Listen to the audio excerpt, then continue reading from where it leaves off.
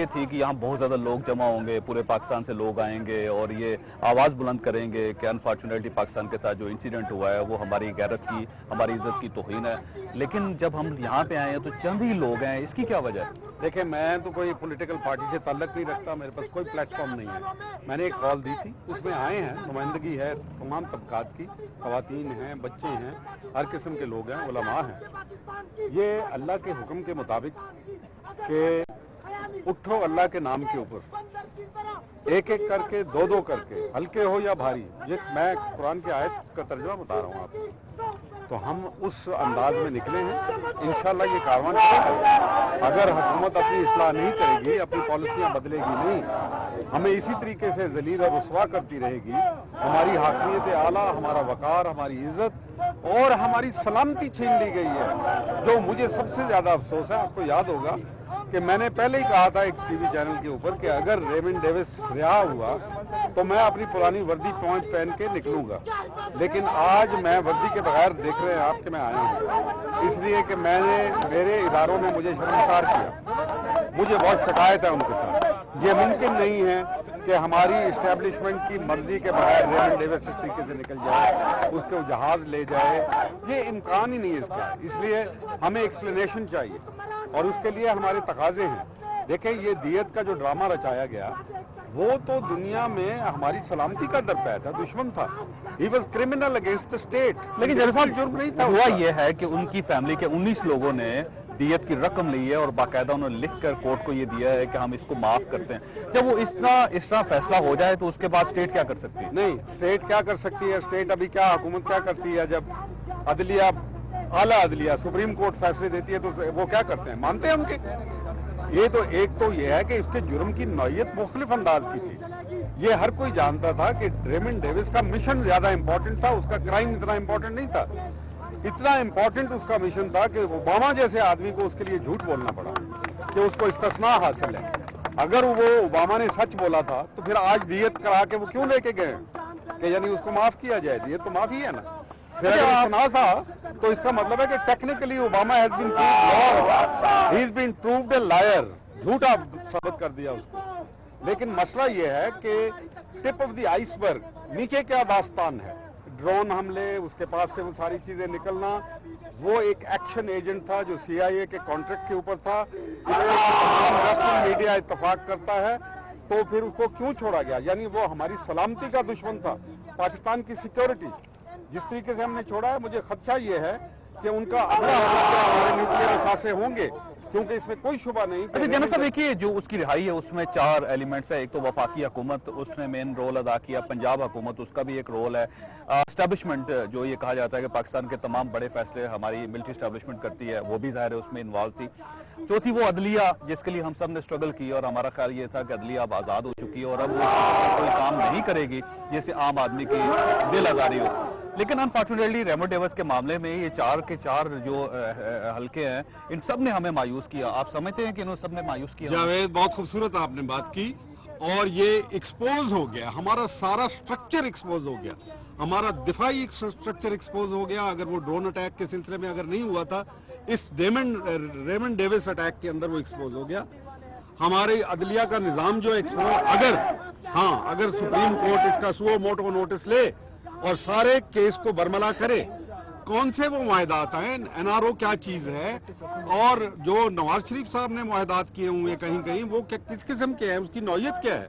The nation must know. ہم تو تاریخ رہاؤں میں. اچھا, شیرین مداری صاحبہ آپ کے ساتھ, میں آپ کو ان کو شامل کروں گا آپ کے ساتھ. جی بالکل کریں گے. اچھا, یہ بتائیے گا کہ آپ کیا محسوس کر رہی ہیں اس وقت یہاں پہ کھڑے ہو گئے؟ کوئی صرف چند لوگ ہی, ہمارے پاس 100-200 لوگ ہوں گے, جبکہ پوری قوم کو باہر آنا چاہیے تھا. میرا خیال میں قوم موبلائز ہوگی, آہستہ آہستہ لیڈرشپ ملے گی, آئیں گے. لیکن جاوید, چاہے 1 آدمی آئے, چاہے 10 آدمی آئے, جذبات ہمارے وہی ہیں. دھوکہ قوم کے ساتھ ہوا ہے. جیسے کہ جن صاحب نے کہا, ریمنڈ ڈیوس کا کیس دیت کا پرائیویٹ کوئی جھگڑا تھوڑی تھا, وہ ریپرزینٹ کر رہا تھا امریکن اسٹیٹ کو, اور اس نے کرائم اگینسٹ پاکستانی اسٹیٹ کیا ہے جب اس نے مارے 3 سٹیزنز کو, 3 ہی ہوئے نا, ان براڈ ڈے لائٹ. تو میں سمجھتی ہوں کہ دیت کا ایشو اس طرح نہیں بنتا, اور جس طریقے سے چوروں کی طرح حکومت نے ایکٹ کیا ہے. اور پھر سب سے افسوسناک بات کہ हुकूमत ने, पाकिस्तानी हुकूमत ने खुद पैसे भरे, क्या वो मिली हुई थी रेमंड डेविस के साथ? और हमारी ये जो एजेंसी है, अब सब कह रहे हैं जी ISI और CIA का झगड़ा था, फैसला हो गया, तो क्या हमारी ISI, जनरल साहब को बेहतर पता होगा, और हमारी फौज इसलिए आजकल एग्जिस्ट करती है कि वो पाकिस्तानियों का खून बहाए? ये मुझे बताएं, किस मुल्क में ऐसा हुआ है कि उनकी फौज ने बाहर की ताकत को बुला के अपने लोगों को ड्रोन से मरवाया हो? कोई मुझे एग्जांपल दे दे कि दुनिया में किस कौम ने फौज ने इस तरह किया हो?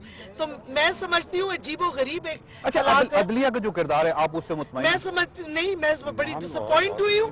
ये लोअर जुडिशरी थी, लेकिन प्रेशर इस पे आया, वो नहीं सह सके, और मैं समझती हूँ बिल्कुल सही बात है, अदलिया से हम डिसअपॉइंट हुए, क्योंकि हमारी उम्मीदें बहुत ज्यादा थी कि अदलिया सही फैसला करेगी, पाकिस्तानी कौम की, पाकिस्तानी गैरत का ख्याल रखेगी।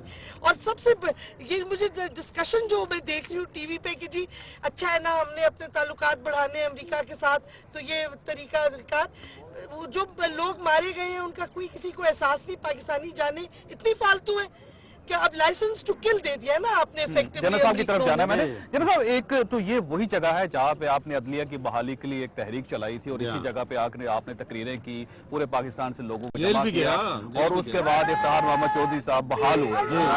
वो सुप्रीम कोर्ट यहाँ से ज्यादा फासले पर नहीं है। आज अगर आप इतने दिल गिरफ्तार हैं तो मेरी ख्वाहिश ये है कि आप चीफ जस्टिस के पास जाए, उनसे कहें कि वो नोटिस लें। जी, हम चीफ जस्टिस से कल मुख्तलिफ टीवी चैनल्स पे भी, और आज यहाँ खड़े हुए इस मकाम के ऊपर मैं दोबारा रिपीट करता हूँ, चीफ जस्टिस साहब अगर सुओ मोटो नोटिस लेके छोटी छोटी चीजों पे कर रहे हैं, गबन किया, लेकिन यहाँ एक कौम की इज्जत आबरू लूट ली गई, उसका वकार लूट लिया गया, उसकी हाकमियत आला और उसकी सिक्योरिटी लूट ली गई, सबसे ज्यादा हमारी सलामती को नुकसान पहुंचा है। तो अगर इस मामले में चीफ जस्टिस साहब नोटिस नहीं लेते और इसको मंजर आम पे नहीं लाते और उन मुआहदों का तकाजा नहीं करते कि जिसकी बुनियाद के ऊपर ये सब कुछ हुआ, कि इसकी बैक के ऊपर NRO है, और मैं कहता रहा हूं कि ये NRO जो है एक डार्क डील है, जिसकी सनी साइड जो है वो हमारे हुक्मरान एंजॉय कर रहे हैं, और उसकी तारीख साइड जो है वो हम भुगत रहे हैं, कौम भुगत रही है। चीफ जस्टिस साहब इसका नोटिस लें, इसको लाएं। अगर वो नहीं लाते तो फिर मैं समझूंगा कि वो हमारी तमाम स्ट्रगल जो थी सिर्फ उनको कुर्सी पे बिठाने के लिए थी, अदल के लिए नहीं थी। लेकिन जबकि हमने जो कुर्बानियां दी, जो जद्दोजहद की, वो अदल की खातिर की थी, कि लोगों को कुर्सियों के ऊपर बिठाने के लिए नहीं की। ये भी है जनरल साहब कि आप पिटीशन दायर करते हैं, आप जाएं कोर्ट, ये आपका पिटीशन तो आज हाई कोर्ट लाहौर में दायर हो गई है, इसके ऊपर हम भी करेंगे, पिटीशन भी जाएगी। लेकिन आखिर चीफ जस्टिस साहब क्या पाकिस्तानी नहीं है? क्या उनके दिल में वही दर्द नहीं उठ रहा जो मेरे दिल में है? और अगर नहीं उठ रहा तो क्यों नहीं उठ रहा, ये सवाल पैदा होता है। तो ये एक बड़ा मसला है, बहुत बड़ी वारदात हो गई। मैंने इसको नाम दिया कि एक बार फिर से कूते ढाका होगा हमारे लिए। कौम पूरी गमजदा है, लेकिन कौम बाहर नहीं आई जी। अगर वो बाहर निकलेगी जी, निकलेगी, उनको नजर आना चाहिए, निकलेंगे। हम यही उनको कॉल दे रहे हैं, इसके लिए अलामती ये आ रहे हैं। हमारा काम है कि अपनी शमा खुद रोशन करना, इंशाल्लाह बाकी लोग भी अपनी शमा रोशन करेंगे। जनरल साहब, आपने ये कहा कि आपको बड़ी मायूसी हुई, आपको अदलिया से मायूसी हुई, आपको मिलिट्री एस्टेब्लिशमेंट से मायूसी हुई, आपको हुकूमत से मायूसी हुई, आपको आवाम से मायूसी नहीं हुई कि वो आवाम जो घरों में बैठ के तो बहुत शोर कर रहे हैं, टेलीफोन पे भी कर रहे हैं, SMS भी कर रहे हैं, और फेसबुक पे भी बैठ के एक दूसरे को मैसेज दे रहे हैं, लेकिन जब बाहर आने का वक्त आया तो उसमें से कोई शख्स नजर नहीं नहीं, वो देखे ना, मेरा कोई प्लेटफॉर्म नहीं है कि मैं उसको ऑर्गेनाइज नहीं कर सका, क्योंकि इसके लिए तो जो जमाते हैं वो तो बड़ी जल्दी से उनके पैसा भी खर्च करते हैं, ना मेरे पास वसाइल हैं, और ना मैं इसकी तवक्को रखता हूं कि कोई मेरे कहने के ऊपर जरूर आ जाए, क्योंकि मेरी क्या है। मदारी साहबा की जो जमात है तहरीक इंसाफ, इनके चेयरमैन ये कर रहे हैं, हम इनके साथ खड़े होंगे। कल भी हम कर रहे हैं। इमरान खान साहब कहाँ हैं? मैं सिर्फ एक बात कहूंगा, ये श्री, आप कल पाकिस्तान का झंडा उठा के आइए, हम आपके शाना बशाना खड़े होंगे। हम ये जमाती निजाम से तंग आ गए हैं, क्योंकि ये कौम को तकसीम करती है। अच्छा, ये फिरकावारी है तो जमाती निजाम का शिकार हो गया। इमरान खान साहब कहाँ हैं? उनका तो उनके बारे में तो ये था कि वो आ जाएंगे, सड़कों पर निकलेंगे। नहीं, इमरान खान साहब ने कल अनाउंस किया, कल आएंगे। जुम्मा नमाज पहले होगी लाल मस्जिद में, वहां से पूरा हमारे पार्टी का प्रोसेशन आएगा, और जो पाकिस्तानी मिलेगा साथ, हम उसे वेलकम करेंगे। ये एक नेशनल कॉज है। आपको पता है जब रेमंड डेविस का शुरू हुआ था किस्सा, सबसे पहले हमारी जमात और हम इन सड़कों पे यहाँ भी निकले थे, और अभी भी हम। अच्छा, जमात इस्लामी का भी हम इंतजार करते रहे, यहाँ पे खड़े हो गए पिछले 3 घंटों से, उनके साथ राब्ता भी उन्होंने कहा जी हमारा जुलूस आ रहा है, फिक्र न करें, यहाँ पे ना कोई जमात इस्लामी का बंदा है ना जुलूस उनका है। तो मुझे मैं नहीं इंतजार ही करता पता, रह गया उनका। लेकिन पीटीआई तो कल से प्रोटेस्ट कर रही है और हमारा बड़ा जलसा इंशाल्लाह कल होगा, आप देखेंगे। मुतालबात और जरा पूछिए। मैं यहाँ पे जनरल साहब एक छोटी सी ब्रेक लूंगा, ब्रेक के बाद क्योंकि आवाम के जो नुमाइंदे हैं इनसे भी पूछूंगा कि आपके जो दोस्त अहबाब है वो कहाँ हैं, जो इतना बड़ा वाकया हुआ तो उन सबको बाहर आना चाहिए। तो यहाँ पे लेंगे छोटी सी ब्रेक और ब्रेक के बाद वापस आएंगे।